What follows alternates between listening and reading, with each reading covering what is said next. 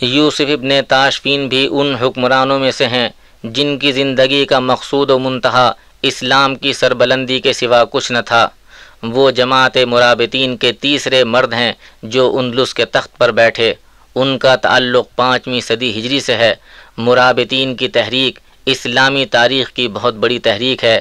یہ احیاء اسلام کے لیے ابھری اور اس کے سبب اسلام نے بڑی قدر و منزلت پائی۔ یوسف ابن تاشفین نے بر اعظم افریقہ کے وحشی قبائل کو اسلام کا گرویدہ بنا دیا تھا۔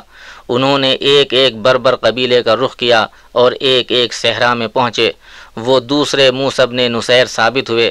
موسی بن نصیر نے اگرچہ اپنے زمانے میں بربر کو اسلام سے وابستہ کر دیا تھا، مگر اب ان کی وفات کو 350 برس سے بھی زیادہ ہو چکے تھے، اس لیے قبائل نے پھر اسی جہالت اور وحشی پن کی طرف لوٹنا شروع کر دیا تھا۔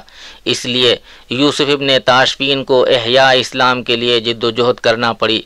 شہر مراکش کی بنیاد بھی انہوں نے رکھی۔ جس جگہ یہ عظیم شہر آباد کیا گیا وہ جگہ چوروں اور ڈاکوؤں کا مسکن تھی۔ چاروں طرف اونچی نیچی پہاڑیاں تھیں۔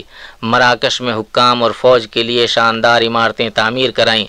جب مراکش کی جامع مسجد کی تعمیر شروع ہوئی تو یوسف ابن تاشفین نے ایک مزدور کی طرح کام کیا۔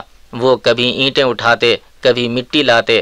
انہوں نے اللہ کے گھر کی تعمیر میں ایک مزدور کی طرح حصہ لے کر ابو الانبیاء حضرت ابراہیم علیہ السلام اور فخر الانبیاء حضرت محمد صلی اللہ علیہ وسلم کی پیروی کی تھی۔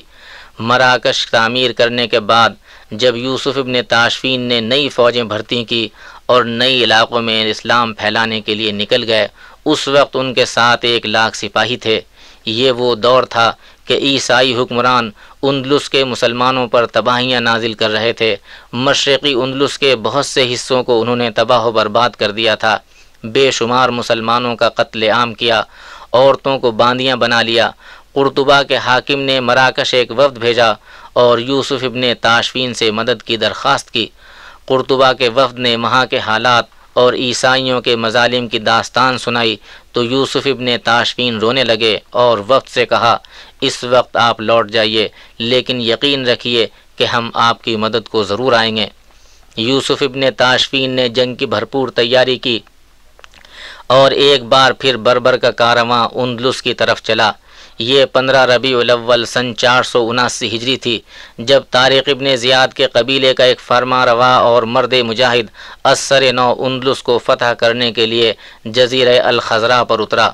اسلامی رسم و آداب کے مطابق یوسف ابن تاشفین نے عیسائی حکمران الفانسو کو اسلام کی دعوت دی، امن و صلح کا ہاتھ بڑھایا، مگر اس نے اپنی فوجی طاقت کے بلبوتے پر دوستی کا ہاتھ بڑھانے سے انکار کر دیا۔ بالآخر زلاقہ کے میدان میں تاریخ اسلام کی ایک بہت بڑی لڑائی لڑی گئی۔ دشمن 90,000 لاشیں میدان جنگ میں چھوڑ کر پسپا ہو گیا۔ اللہ تعالیٰ نے ایک مسلمان مجاہد کو یہ عظیم الشان فتح رمضان المبارک کے مہینے میں عطا کی۔ یہ سن 479 ہجری کا واقعہ ہے۔ یوسف ابن تاشفین کی فتح سے مسلمانان اندلس کو اتنی خوشی ہوئی کہ انہوں نے امیر المومنین کا خطاب عطا کیا۔ یوسف ابن تاشفین کے عہد میں اسلام کے خلاف کبھی کوئی حکم جاری نہیں کیا گیا۔ انہوں نے عدل و انصاف کا بول بالا کیا، زکوٰۃ و عشر کے علاوہ تمام ٹیکس ختم کر دیے، رفاہ عامہ کے بہت سے ادارے قائم کیے، علماء، فقہا اور محدثین کی قدر افزائی کی، خود انتہائی سادہ زندگی بسر کی۔ اندلس سے لے کر سوڈان تک کا تمام علاقہ ان کے زیر نگیں تھا، مگر انہوں نے ہمیشہ ایک سچے پکے مسلمان کی طرح اپنا رہن سہن رکھا، 90 سال عمر پائی اور 50 برس حکومت کی۔ This program is the sole property of Central Productions, Pakistan Broadcasting Corporation, Islamabad. Piracy in this regard is illegal.